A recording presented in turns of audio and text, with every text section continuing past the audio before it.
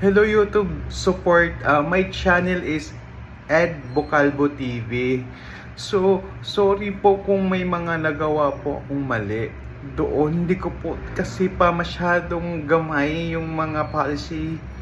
And sorry po kung nag-use content daw. Please, give me a chance po na ibalik mo yung monetization ko. Kasi po, wala naman po akong ginawang masama doon. Please, YouTube, ibalik niyo po yung monetization ko. I'm so sorry, hindi ko na po uulitin yun. Hindi ko na po ako gagawa ng mga content na i-re-upload or i-reuse sa YouTube channel ko, Ed Bocalbo TV. Please, YouTube, give me a chance to give back my monetization. Kasi ang hirap po.